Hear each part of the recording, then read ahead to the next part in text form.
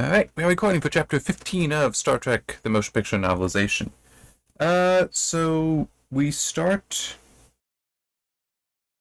Yeah, so Spock has finished the engines are ready. Spock has finished his work. He's back at the science station, still being his cold, aloof self at the moment. And it's like, alright, we can go to war. Before Kirk gives the order, Decker, who I think it says, also just got on the bridge and walks over to Kirk, recommends going to yellow alert. Spock says, quite unnecessary, but Kirk gives the order anyway. This is for a couple of reasons. One is Kirk is actively making choices to show he trusts Decker, which is important. I mean, it is. But there was also the whole, last time we did this, we kind of have a problem. So you know what? Making sure everything is secured, good idea. Let's do that anyway. Decker then explains himself to Spock. I'm not questioning your computations, Mr. Spock, but it is close to the same formula that put us into the wormhole last time. Okay. Now we get Kirk. Well, continuing from that, a little bit more information on Kirk. It annoyed Kirk to see how completely Spock was ignoring this, considering what had happened on their last attempt. Decker was right in recommending everything be buttoned down. Science officer, said Kirk, I'll trouble you to acknowledge our exec when he speaks to you. Spock turned to Decker. There is not the slightest risk of a hyperspace rupture, executive officer. So now the order's given. And it's like, this is not being cold and aloof. That's more so Spock actually just being rude. And he should know better. But in a way it makes sense. The reason makes sense with the next is explained in the next scene, or given in the next scene. Once they achieve warp, and it's actually funny, they go up to what Spock says, don't go past this until we finish balancing the engines. They get up to warp sever 0.61. There's a typo in here. It should be 7. It's actually kind of funny. In theory, that could be an OCR error that went uncaught, but it's...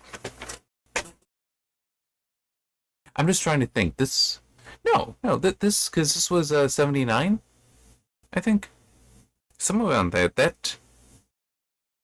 I'm just thinking there should have been a digital version of the original text. They shouldn't have needed to OCR it, but maybe they did. Anyway, that's still... It's one of those things where I feel a little bit better whenever I see a typo in something, because... Although, that is true. Oh, wait, no. I found typos in the Star Wars novelizations. Those are print. I was just thinking, I think I found more in ebooks than I have in print, but no, I did find some in there. I do feel better when I find those for two reasons. One, I know I make mistakes as well, and sometimes those do make it into the books I publish. But it's like I'm doing all the editing myself. It's not like I'm hiring or even having somebody else look at it. So it makes me feel a little bit better that it's like, yes, even the professionals still make mistakes. So I'm not that far behind.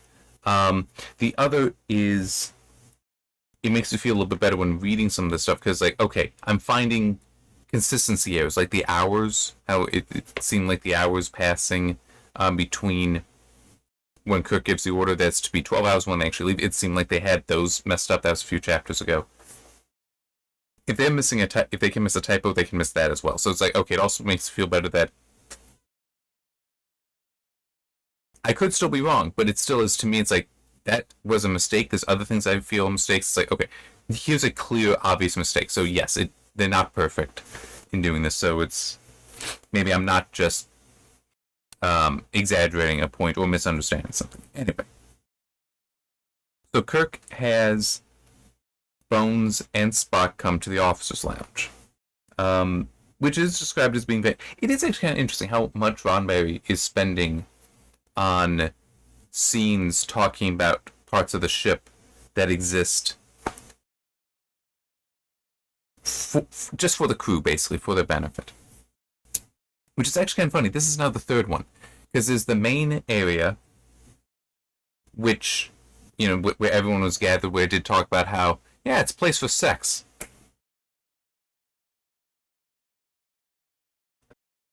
Anyway, and how that's, like the largest of such areas, not even counting in any starship, not even counting the exercise rooms and such around, but it's like, yeah, it's a place for friendship, romance, and sex. It's like, why are we doing that? And then, in the previous chapter, the whole alcoves at the very front, the extreme forward of engineering, that, place for you to meditate and have sex. Was it the 70s or was it Roddenberry? I'm really not sure. But in any case, at least with this, there's no mention of that. It's just, oh yeah, it's the officers' lounge. But it does make a point that even though it is the officers' lounge, everyone is free to enter. McCoy likes the location, by the way. Likes that it's there, feels that it's helpful for everyone to have that. But that everyone was allowed in. The exclusivity to command grade officers was merely a tradition which had grown out of the honest respect which Starfleet senior officers had earned. So anyway, with them, Spock initially doesn't want Bones there. But we do kind of get the explanation here. I highlighted far less. I want to read what I highlight, but I highlight far less than maybe I should for some of this. But yeah, despite the cold Vulcan exterior being presented by Spock, McCoy had known him too well for too many years to miss the small signs of human torment that were present too.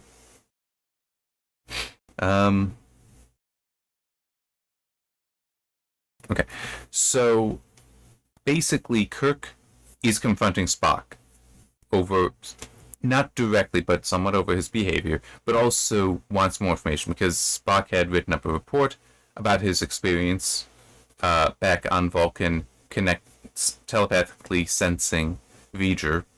They still only know it as an intruder. I know it as V'ger, so it's V'ger.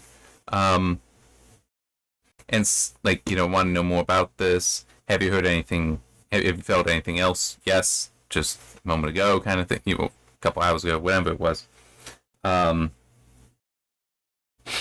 But it is also in part the confrontation, and this is why he wants Bones there, because Bones can pick up on that. I can believe that's also why Spock even says, "I'd rather he leave." And it's like, no, I want him here as well. It's not. As I've said previously, they are a trio. They are a triumvirate. McCoy might not be the loudest of the three. He is the quietest, but his role is still very important because he is part of his responsibility is to be an observer of the command officer's psyche. So he does in fact need to observe Spock, and he is trained to observe Spock. He both by just knowing him, but also is his job. So undoubtedly that is also part of it here. There's a little bit more to it, but yeah, he starts annoying Spock, and it's like kind of good for him. Emotion, yeah. That question invades my personal life, Captain, because Kirk had asked him if he was studying with the Vulcan Masters. Emotion, Spock? McCoy had seen the barest flicker of expression as Kirk's mention of the Masters. Is it possible you failed? I might be putting more sarcasm in that than should be there, but anyway. Spock turned slowly toward McCoy, acknowledging his presence for the first time. Yeah, this whole time. Spock is just looking at Kirk. That's it. McCoy's over there. Nope. Even when McCoy asks a question, Spock answers Kirk. Now he's actually turning. Your deductions do you credit, Doctor, if your puerile curiosity does not. My professional curiosity, Science Officer. McCoy was capable of a formally official tone too. And am I seeing anger now? Yeah, Spock is getting annoyed by him, but that's also kind of why Bones is supposed to be there.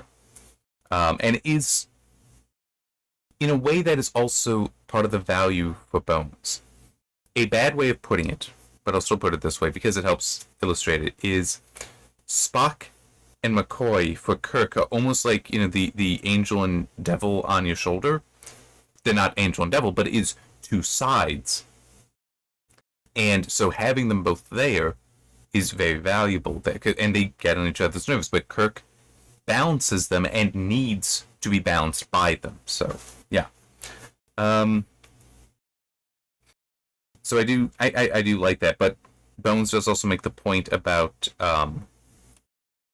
everyone has a breaking point, and Spock does explain that in the power and the true logic, the great logic to V'ger, it does exist, and he does believe he is drawn to it. He seeks something from it, and McCoy's just pointing out everyone has a breaking point, including him. That it's possible he may make a choice that will be not for us, not satisfying the oaths he's taken simply because he has reached that point. And yeah, I mean, as I was saying in the previous video, with the previous chapter, that because of the similarities between V'ger and Spock, it does make sense that he would be tempted, that he would have such a temptation. And this element is not as clear from the movie, at least the version I know. I know that there's an alternate cut that I've not seen that supposedly is far better.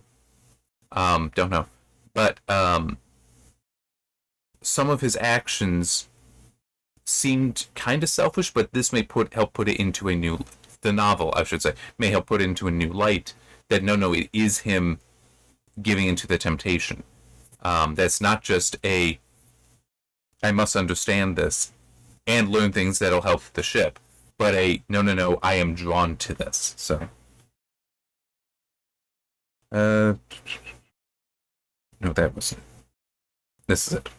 There's nothing I wanted to read, and this is more of an actual criticism because it does annoy me. I don't like telepathy working this way.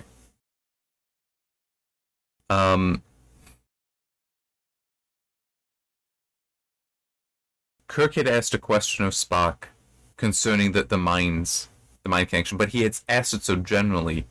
Well, yeah. Spock wished Kirk's question had not been asked so broadly.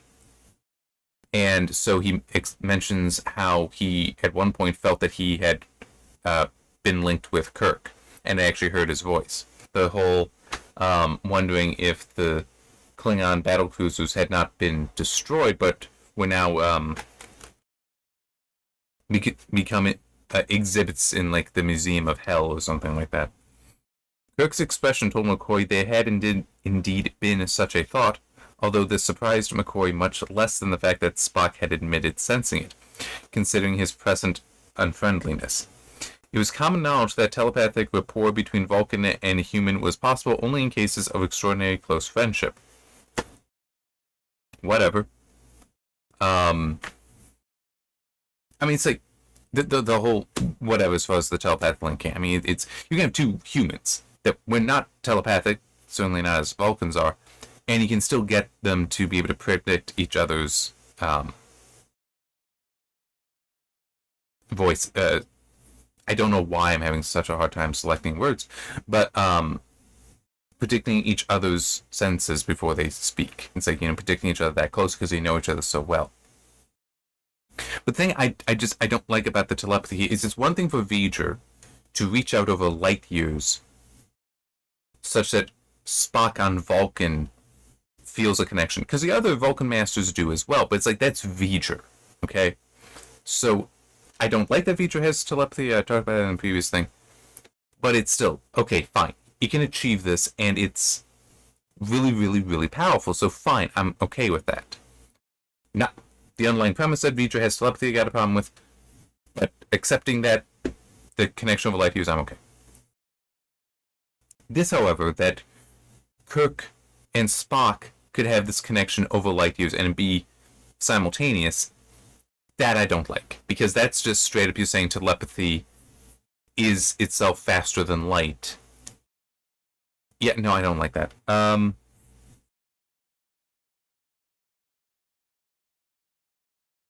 Not when it is that specific, at least. I'm sorry, I was just thinking about in a mock time, what's her name knew of Spock's condition, but that was also a psychic connection that was intentionally formed between two members of a telepathic species, so I'm a little bit more tolerant of that. But it still is with this. No, I don't like. I think a better interpretation would just have been that Kirk it does exist as an inner voice for Spock. That they know each other so well that that voice was called up, and Spock simply heard Kirk asking a question that's completely reasonable for Kirk to ask if he were there. Because that too is completely reasonable. I mean, obviously they are not living in the same sense, but say I've had that experience with characters I've written, and it can be very helpful while writing because they'll just start talking to me. Okay, not really like that. More so, they will ask me questions, or like when it feels like I'm transcribing something, where they are talking to me. It's like that's a little different. The transcribing, because it isn't like they're just standing there. It's like, no, I'm just observing the conversation they might be having. But other times, no, it has been like I've heard them actually ask me questions about, what's happening now, why this, why that kind of thing. It's like that I'm more comfortable with, I'm better with than this. Now we can just have, light years away psychic thoughts, psychic communication. All right.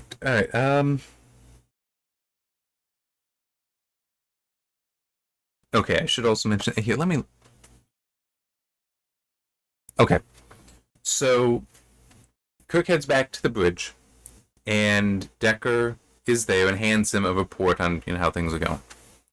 And Kirk, looking at it, realizes, there's a whole bunch of circuitry here, very much like what I just asked Scotty to do, so that the phasers will work independent of the engines. He must have been working on this with Decker. So it's like, okay, now he's learned it. I don't remember. Yeah, let me quickly look, because it's also right here. Decker does acknowledge something Mr. Scott and I have been putting together in a spare time, sir, but it's not yet implemented. And this is important, because, again, Kirk has the opportunity to decide if he should trust and show his trust in Decker or not. But this is more than just we'll go to Yellowwood, because there's basically no cost. There could be a cost. If he says to Decker, yes, go ahead, work on finishing the bypass. If he says yes to that, that means that Decker and Scotty are working on untested, unproven modifications that involve the ship's primary weapons and the engines. Decker estimates they'll be done an hour before they intercept. Cool. But still is, if they screw up, if they're wrong on the timeline, then they potentially are going to go into an encounter without weapons. But it's also, if they screw up, they may lose weapons and or engines. But not something Kirk should really suffer. So it's like, on one hand, it should be, no, Decker, I can't have you do that. It's too risky. We cannot cripple the ship if you make a mistake. Or, yes, Decker, I trust you. You know the seriousness of the mission. Go ahead and do it. And he does decide to go with that, which is potentially a little foolhardy. But at the same time, it doesn't point out here. I'm just pointing out, if they do have to go into combat, they could lose engines, and so it's like this is a situation where we actually may need that bypass switch. So it does make sense tactically as well, but it is a risk. Yeah. So Decker goes, having been given permission, and Kirk is now having to admit that Bones was right, that this has become an obsession for him to get the ship back, and that he does also want to retain it somehow. He's acknowledging that to himself. He was generally shocked to realize how close he had come to defiling an entire lifetime's beliefs. Because that would be a certain betrayal of Starfleet, for him to make such decisions to satisfy a selfish desire. But I want to read what is the final paragraph to the chapter. Kirk had come to the bridge to confront himself on a decision which had now become inescapable. Were Enterprise and Earth best served with himself or Decker in the center seat? But even as he asked himself that question, he realized that the decision had already been made. He could feel it in the measured, easy way he was breathing, moving, yes, and thinking. He knew this feeling, and he was immeasurably gratified that it was still there. He was some stranger who had lived that other life down there. The James Kirk he wanted to be, the one he was now, had never left the bridge. So putting it a little differently, Admiral Kirk was the imposter. Captain Kirk is here. So he knows that basically, yes, made the right call. Now, I just want to add to that. Captain Kirk can still rely on Decker. Right? So they don't need to be in competition. They need to complement each other. That Decker knows some aspects of the ship better. Technically shouldn't, as I've said many times. It's already been stated. Kirk knows the plans. He did review them. That's what I mean with the typo things. Like that's more significant than a typo, but it still is that is something that an editor should have asked about. Or somebody along the line should have asked about it and forced Roddenberry to give an answer. Even if it were just to put in there that Kirk had reviewed them in early stages, and then duties brought him elsewhere. Literally, that's all you'd need. Is just duties brought him elsewhere that he couldn't continue to follow the progress of it. But then you also have the problem of Kirk visiting it while it was under construction, which would have been later on. So it's like, so he visited, but he wasn't looking at the plans again. There's still problems. But regardless, it is Captain Kirk can work with Decker. It is important. He doesn't need to be solely there. I mean, it's basically you could just say that Kirk always relied on Spock and McCoy for insight. Also Scotty, insight into what can and cannot be done, what must and must not be done. So Decker's just another one in the group. All right. I mean, it's like that is like all that would really have to be achieved. Yeah, I don't really have anything more for this chapter. One thing, though, that did occur to me, and I will mention... Hang on. 15... Yes, we're actually now past halfway. Because there's only 28 chapters total. I am wondering... Because I'd heard it mentioned in the Landing Party podcast, that in this, this being Commodore Decker's son comes up. And it's like, okay, we've had that mentioned... But I've been expecting some sort of conflict between them because of that. Now, true, except for the warp thing, well, okay, there have only been 2 points of stress between Kirk and Decker. One is Kirk taking command, which there was some stress, but that has already eased. And it also was something that they had other things on their mind at the time that they need to focus on, so, yeah. Then there was the wormhole incident, which, just a couple chapters ago, which again, I will say it, Decker, when talking to Kirk, should have introduced himself the idea of the bypass switch, not that, so Kirk doesn't need to order Scotty to investigate. It's like, no, we've already been investigating. And also then here, it's not that that's when Kirk finds out about it, but that would have been better. But it still is while those are both stressful points for them, it might be that it's when we finally get to V'ger. Especially when Ilea is taken and converted, taken and then made into a robot, essentially. Maybe that is when we will see sufficient stress between them that there is a confrontation. I don't know. We will find out. But it is I am curious about that. Because I would expect it, because otherwise, why have it be Decker? Yeah, don't know. So we'll see. I am expecting it. When's it gonna come up? Come on. I mean, it should be soon, because at this point, I'm not sure what. I'm just gonna look. I can look.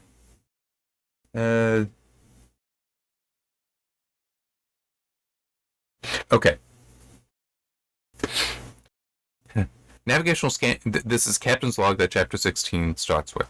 Navigational scanners have picked up intruder, should be the intruder, and our plot indicates no change in the intruder's velocity or heading.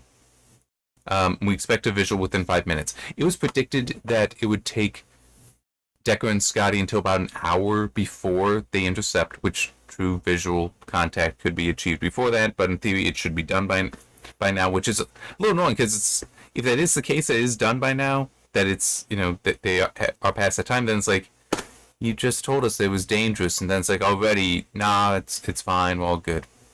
I mean, you could do something like, Decker isn't ready yet. I mean, just, I mean, maybe that is in a moment if I would actually read further in.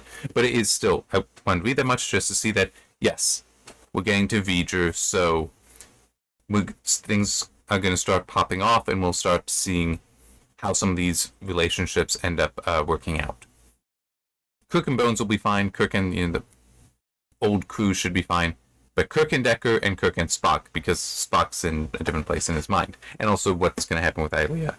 So it's like, yep, things are going to start getting interesting soon. So, see you then.